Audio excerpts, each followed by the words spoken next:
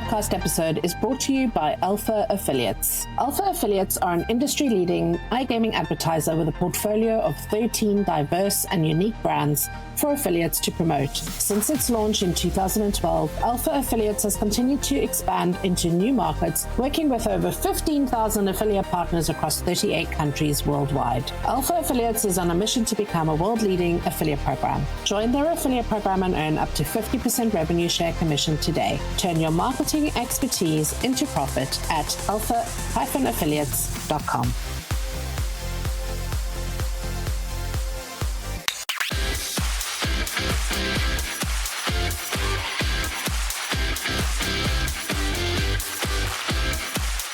You're listening to the Affiliate Marketing Podcast, brought to you by AffiverseMedia.com, the chapter and verse of everything you need to know about running a successful affiliate program for your business. This is a podcast for digital and affiliate marketers, publishers, networks, agencies, and MarTech providers who operate, support, or manage affiliate marketing programs around the globe. If you want to launch, scale, and grow a successful affiliate marketing program, you're in the right place. In this podcast, you'll learn how affiliate and partner marketing is constantly changing, and tune in to industry experts who are getting behind our mic to share tactical insights and practical knowledge to help your affiliate program grow. Here, you'll discover what's new and trending in affiliate and performance marketing, how to run your affiliate program successfully, and gain industry insights from experts and practitioners from around the globe. The truth is, you simply won't find this information anywhere else. Now here's your award-winning affiliate and performance marketing host, an industry veteran, your affiliate marketing guide, and the founder of Affiverse, Leanne Johnston. Welcome to this week's Affiliate Marketing Podcast with me, Leanne Johnston. And today I'm super thrilled because as part of this season series sponsored by Alpha Affiliates, we've been asked to talk about maximizing affiliate marketing success in Asia. And there is nobody that I could think of to bring on this podcast that would be better placed to speak about this than Parul Bhargava, the CEO of V-Commission. Parul, it's an absolute pleasure to have you on this podcast. Thanks for joining me on the mic. Likewise, my dearest, and I'm very, very happy to be back. Awesome. Right. So let's kick off. Asia, huge market. But before we get started, tell us a little bit about how you got into affiliate marketing and tell us a little bit about V-Commission and what you do. So this question kind of always makes me feel very, very old because I've been in the space for about 17 years now. I started with content writing while I was pursuing my engineering, and I found affiliate marketing and found it to be so interesting that, after a couple of years went on to launch the first affiliate network of India. And at this point in time, we are a global company, a team of about 100 people. We work with global brands and global affiliates, attend many conferences to be out there talking to people, learning, because this is such an interesting industry. And 17 years into it, but I still feel there's so much to learn. It's ever evolving. Every day is so exciting. I think that's probably one of the most interesting transitions I've ever heard, because from engineering into digital marketing, it's quite a leap. So it really does just display how people get into this industry. And when they do fall into it, which is mostly by accident, they end up staying for decades, so it's a really good story to begin with. Now, we're all watching how affiliate marketing has been growing in the Asian market, and it is becoming very, very established. Like in the last 2 to 3 years that I've at least been looking in the Asian space, there's a lot of competition, a lot of new brands expanding. I mean, you're working with, a number of very high level tier 1 brands that are getting into that market. But what are your insights in terms of working in iGame across the Asian landscape at the moment? And what are some of the things that these brands need to really think about before they enter into the Asian market? Because it is very different to what we do here in Europe, right? Yeah. I think most of the countries in Asia are still developing. And the best thing I think the COVID gave us, the gaming vertical, because I have not seen it adapted and accepted so well that, that I saw in the past 3 years. And I would personally like to attribute it to the home confinement and the restrictions that we all had during the COVID phase.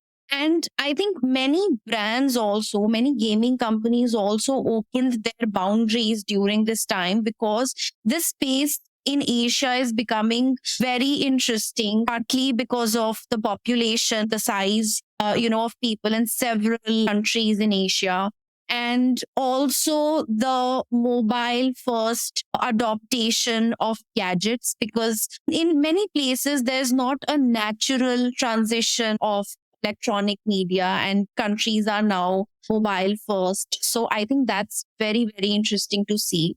One thing that I would like to recommend brands when they launch in India is, number one, the actual fact about languages, because when they launch in Asia, they feel that local language is the most used language, but in electronic media it's not always the case.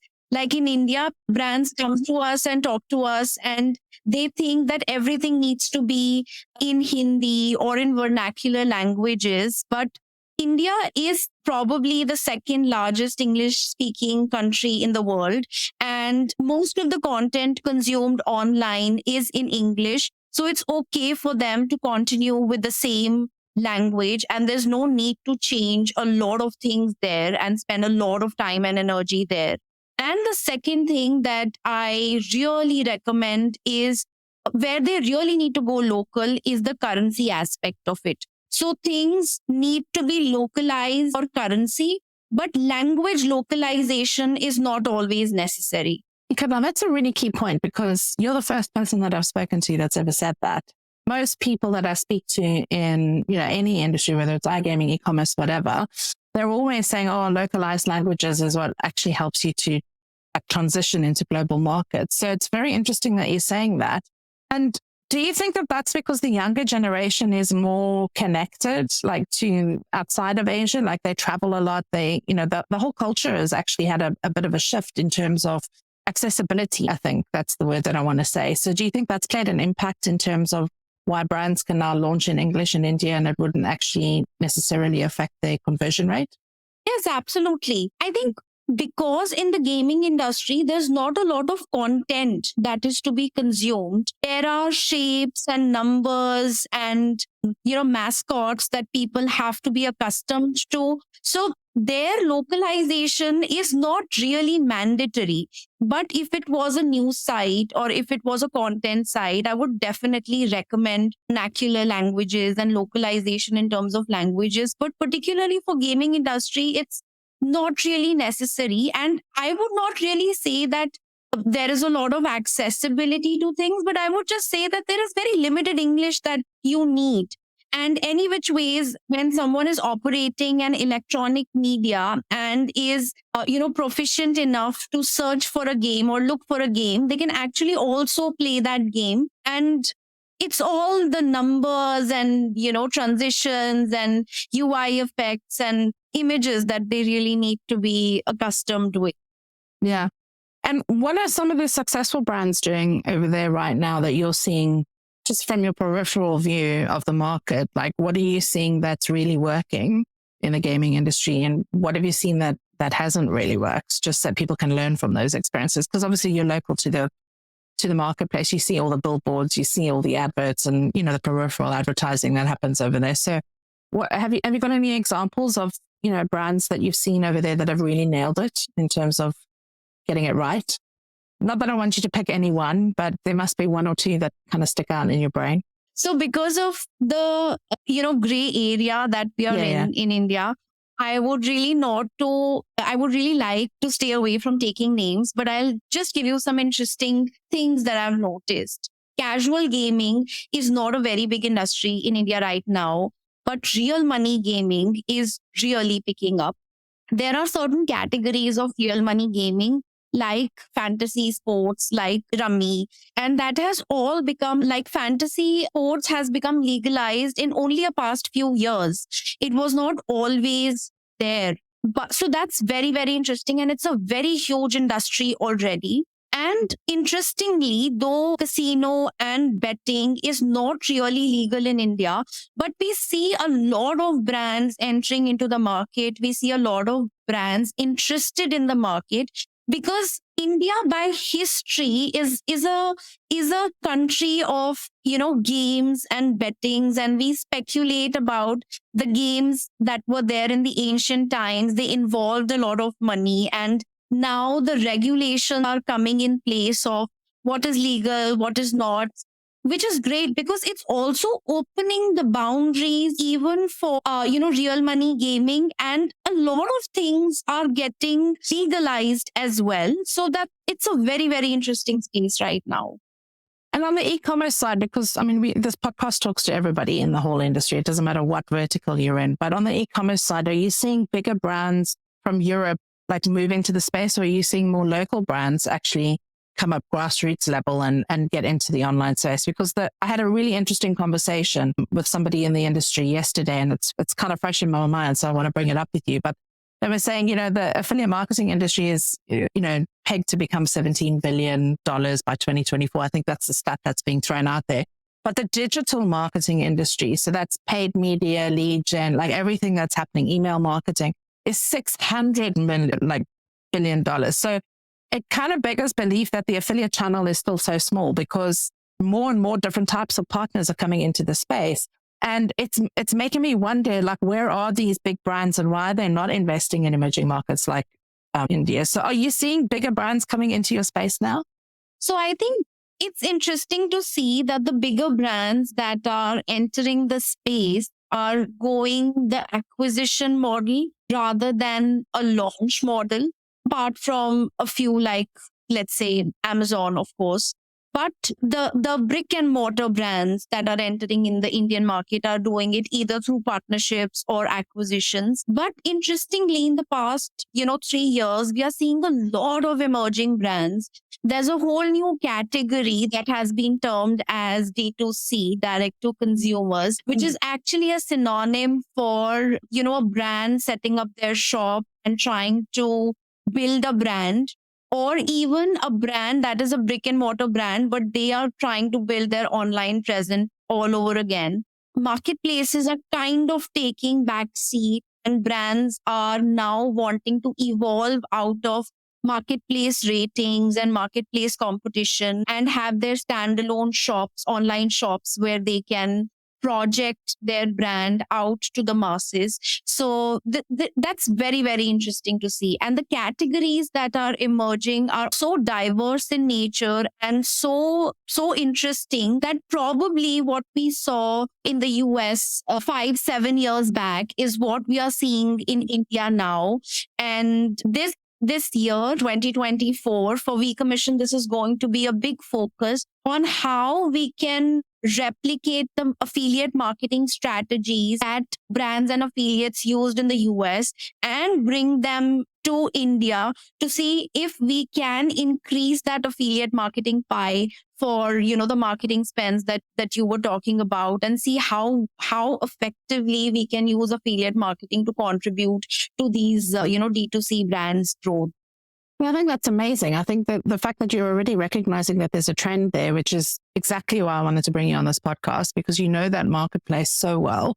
And the fact that you're already looking ahead at, the growth span that could be happening in India over the next 5 to 7 years. And it makes sense because you've often spoken about the infrastructure, the fact that mobile adoption is so, at the ready, like pretty much everybody has a mobile and can access mobile data. And brands need to be thinking about the masses of that. I mean, it's one of the biggest countries in the world. There's more people, populace there to target than anywhere else. And it's interesting to me that it's starting to pick up. And it seems like it's quite an exciting time for Asia, because I was recently in Vietnam as well. And not recently, now last year in 2023. And it really blew my mind at how fast-paced commerce was. I went to a little coffee shop and, the woman had a little iZettle machine, and she was taking payment via her mobile phone. And I was like, this is amazing. Like, I'm in the middle of nowhere in a, back road alley, and I'm busy paying for my coffee online with no change, where you would normally expect to go to a country like that and have to have lots of cash or something to pay. So I think the whole mobile e-commerce space is just kind of leapfrogging forward, and it's going to be very interesting to see that. So what are some of the tactical approaches and strategies that you would advise to like affiliate managers listening to this on the brand side or not network side, but brand side? Make sure that they kind of have all of their ducks in a row. So you spoke about the fact that language wasn't really necessary, but that imagery was. What are some of the other things that you need to kind of understand? Payments, that was another one that you had mentioned. Is there anything else that marketers need to really understand before they kind of leap over? One very big differentiating factor between, let's say Europe, which is a big industry for gaming, and Asia is also the buying capacity and the first deposit that, come in because they are considerably smaller. And here in the Asian countries, what really needs to be focused on is the lifetime value of a customer rather than the first deposit. So I think that is also one thing that I really emphasize to brands, that in the European market, if they have a certain percentage of lead to first time deposit or the value of first time deposit, they should actually reduce it, to 1/10 when they talk about the emerging markets in Asia, because and it fits the analogy because the marketing cost also is very, very low as compared to European market. So the metric falls in place. Only the most interesting factor or the most important metric that adds spice to the whole game is the volumes. So when we talk about your marketing costs are much lower, but your lead to deposits are much lower, and the first deposit also is much lower, but the volumes are very, very high. And the brands who are willing to invest in that volume game and come to a volumetric stage where the whole funnel falls in place and is, really profitable, I think it would match the profit that they would see in other developed countries. I love the fact that you've mentioned that, because I know personally that one of your pet peeves is the fact that brands just think they're going to launch and a program is going to emerge and millions of sales are going to come straight away. So I think what I'm hearing here is that in Asia, you've got to be like testing and learning and then scaling and then getting to the point where you can actually look at that value metric. And that is a very different mindset to what we have here in European markets and in the US as well, especially for acquisition marketers, because we're always tasked with, what's the first purchase or the average basket value or first deposit option. We're always looking at that first metric, and maybe it's a case of a mindset change, because you need to be thinking about the localized market in a way that makes sense for that localized market. So you can't expect to tar every region that you work in when you're taking your program global with the same brush, because the value metrics are just going to be completely different when they're back up. But what kind of like tenure time would you suggest that a client coming into the Asian market test for? Because you can't test everything in 1 month. Like, it's not possible to spend budget in 1 month and look back and go, oh, this worked. Is it like a 6-month period, a 9-month period, a 12-month period, or is the tenure actually a little bit longer before you start to see that funnel come in place? What's your experience there?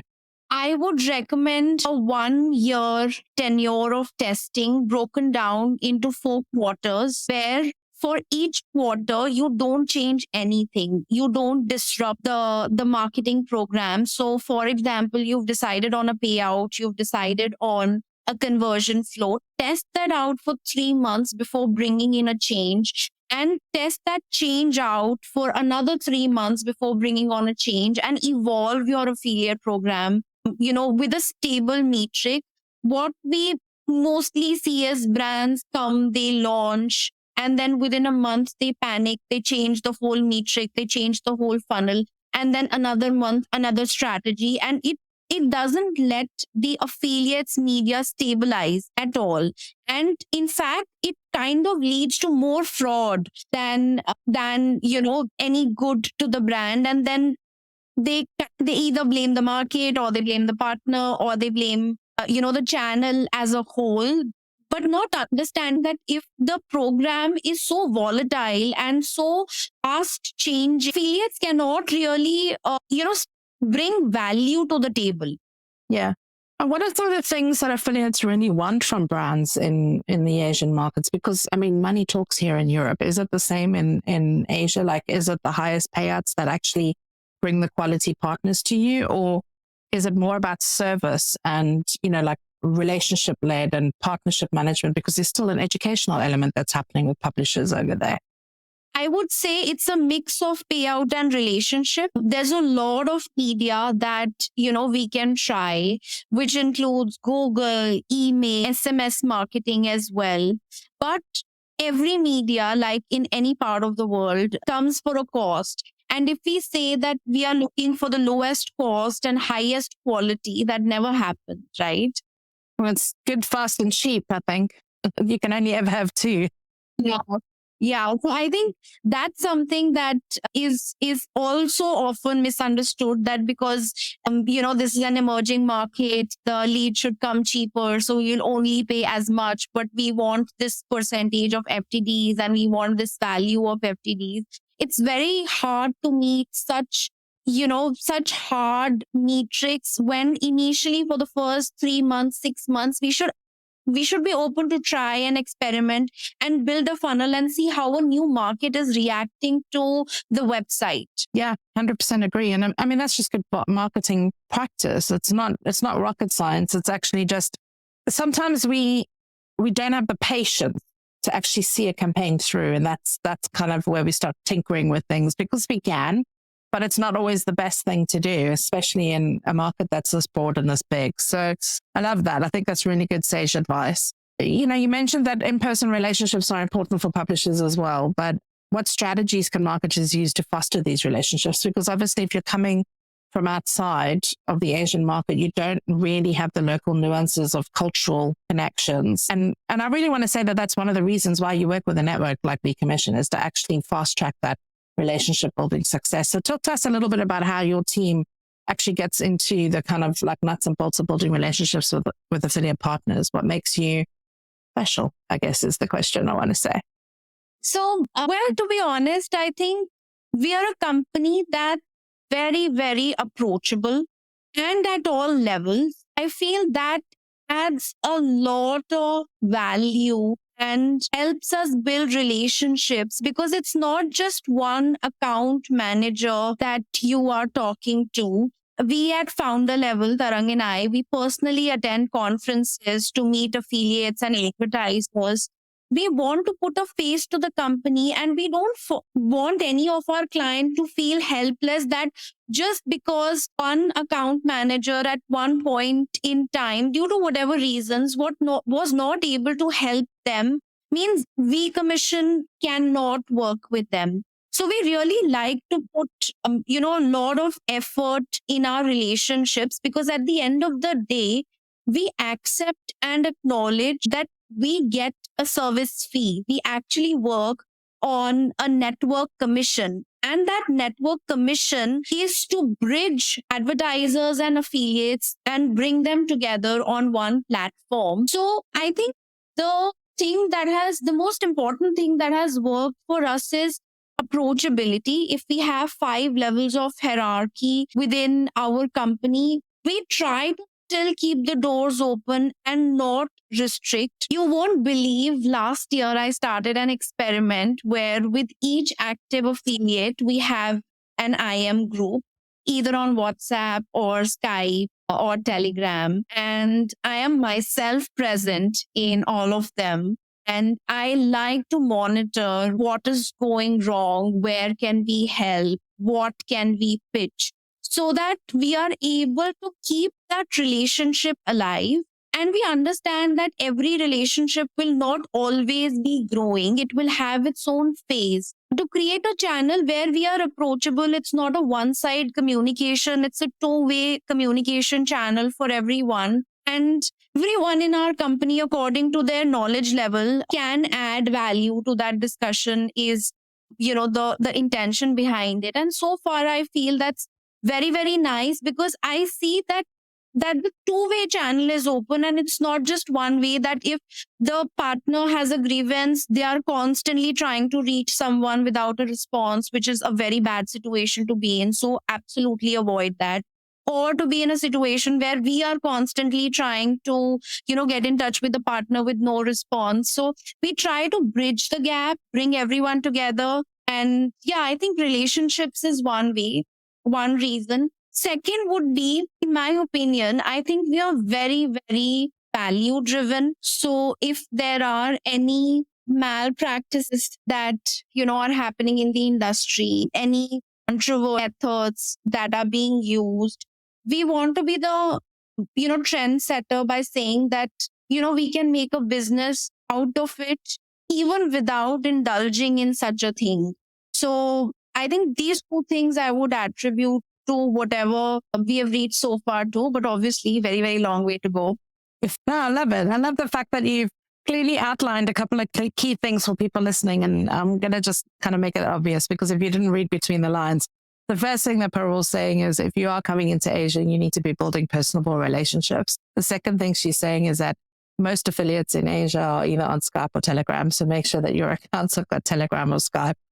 Actually build personable relationships with the partners that you're working with, because everybody does tend to think that Asia's, the Asian marketplace is full of fraud, but it's not. It's just relative to the size of the market. So you really do need to kind of like get down and dirty and really know your partners and your publishers and pre-vet them in your programs too. And I think that's part of what Parul's team does very, very well. So that's really good advice for Asia, because a lot of people don't even know how to approach that market. So you've given us tons and tons of good advice in this. Now, tracking and analytics do play a crucial role in affiliate marketing. And you mentioned earlier on that, the metrics that you maybe look at in affiliate programs in Europe aren't necessarily the same as what they are in Asian markets. But what happens when a campaign fails? Like, how willing are publishers in Asia to actually come to the table and try and run the campaign again? Is it the same kind of practices that they're having here? Or do they just go, sorry, your campaign didn't work, and they kind of walk off? Like, how does that impact the relationships that you have when things don't work on both sides? Or do you find that publishers are actually quite willing to kind of renegotiate and look at how they can get campaigns live again? I think like anywhere else in the world, here as well, if we have a logical explanation to why something happened, publishers are very open and willing to try the same brand again at, maybe the same or different terms. But if we don't have any logical reasoning to why a certain thing happened, which shouldn't have, then, as a first step, even we try to stay away, to be honest. But then it is also very difficult to bring in the same publishers back. Okay. So you got to be kind of doing your due diligence and really looking at the traffic sources before you get into that relationship, because the chance of being able to kind of bring that relationship back is kind of slim to none, because the trust isn't there. And I think that's the other thing, is that most affiliates here in Europe, they'll sort of, trust that a campaign can try and change the offer or do whatever. But in Asia, it's kind of like once and you're done if you don't get it right. But then through special relationships, you can kind of build that and try it again. So I think it's very important that people are investing in relationship building and or partnering with people that can help fast track those relationships with certain publishers in Asia.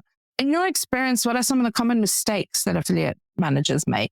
So, we spoke about kind of wanting to translate everything into Hindi, for example, which isn't necessarily required. But we really want this podcast episode to teach people how not to enter Asia and make a kind of bull in a china shop arrangement out of that. But what are some of the things that you can give that are just like key tips of advice for anybody that's looking to kind of expand in this market? I think not keeping affiliates updated with what's going on with the brand, because Asia is a new market for most brands trying to launch here. They have strategical changes every now and then. And mostly affiliates get to know of something after they see a drop in conversion rate or, some hiccup here or there. So I think it's very important to keep them updated with what's going on at their end. So transparency, paying on time. And that's really the same in Europe as well. I mean, it's kind of basic affiliate marketing principles. The more transparent you are with your affiliates, the better they can actually perform and work with you. And often we want to keep all of our data to ourselves, but that's the worst thing that we can do. And now you've said payments. It's also the same in Europe. Like it's just basic fundamental marketing practices. What are some of the trends that you're seeing happening in Asia now? Because let's look at the forward plan, because you kind of alliterated on that in terms of the fact that you think that Asia is kind of how the US was 5 years ago. But what do you think are the big imminent trends that are going to come through in 2024 right now in the next 12 months, just so people can get ahead of that and start to look at how they strategize their entrance? With respect to gaming or overall? In e-commerce overall, like so the content creator community, for example, here in Europe is quite big. Is that kind of emerging in India and some of the Asian markets? So is that like micro influencers, or is that a focus, or do you think it's still a little bit behind and we're still on the kind of review sites and SEO sites still? Oh, no. So I think if you ask me about trends, I would say content is the king. It will continue to, rock the industry. Though the forms of content have changed, it's not always, written content or just written words. In many verticals, it has changed its form into video content and even influencer. Though influencer still doesn't contribute to the affiliate much, because it's more on the per post and that sort of a model still here.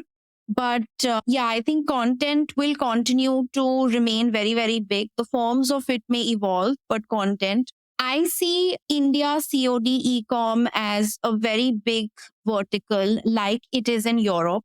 Are seeing that increase in the past 3 years, and I think it's high time now. This also comes into the affiliate space, though in affiliate space, it's very, very small right now. But at a recent conference, when I was talking to a few affiliates who do e-com in Europe, including COD market, I feel that the same can be replicated in India and very, very big. So I want to place my bets there. I think gaming in India is increasing at a very good pace, though with the recent tax laws, we will get clarity on that maybe by March or April. But I think once we have clarity on that, and if the laws are favorable, this industry will continue to grow. Yeah. Okay, there's a pretty big trends coming your way in 2024. So I'm keen to maybe get you back in 2025 and see if your crystal ball moment was correct. But it does sound really, really interesting. And it does sound like it's on the cusp of explosive growth over there. So if you are thinking about taking your products into Asia, like maybe you need to hit Parole up for a quick conversation and she can help guide you with that. But strategies for rapid growth, I think we've covered off nicely in this podcast already. And I think it's just about keeping your wits about you and actually doing basic good marketing practices, because even though the market is a little bit behind where Europe is right now, it's certainly going to catch up very quickly in the next 3 to 5 years. And I think we both agree on that. So definitely a kind of location to watch, definitely one to be keeping an eye on in terms of new trends. And, Parole, thank you so much for sharing your insights on what's been happening over there in Asia, because I think it's very important that we understand what's happening in different parts of the world in performance marketing and how to actually adjust our strategies to rapidly grow our products and our sales. So really appreciate you on the podcast this week. Thank you so much. Thank you. I look forward to speaking to you at every opportunity that I get. So this has been an absolute pleasure for me as well. Thank you so much.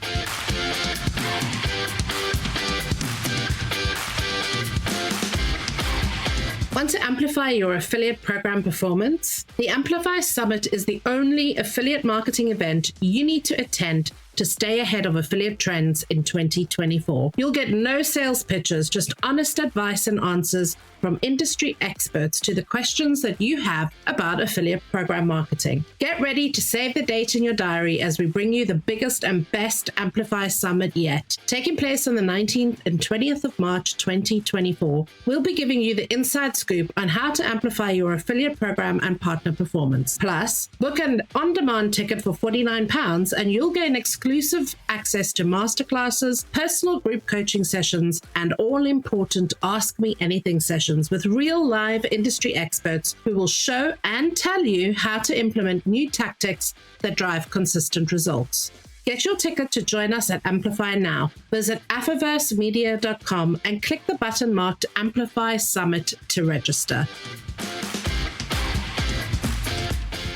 Looking to launch an affiliate program for your business? Need help to grow your affiliate program? Don't worry, we can help. Book a free 15-minute strategy call with our Affiverse agency team to find out how we can help you grow your affiliate program. We offer a range of affiliate program management services, from strategy and consulting to technical setups and complex affiliate program migrations. Our award-winning agency team handles everything from affiliate strategy to affiliate partner discovery and recruitment. We'll also help you explore the competitive landscape and deep dive affiliate program audits to help leverage where you can grow faster than your competitors. But don't take our word for it. Take a look at what our clients say. Affiverse, we're helping the world do affiliate marketing better. Don't waste time struggling to get the right results. Visit affiversemedia.com and click on the agency button to kickstart your program growth today.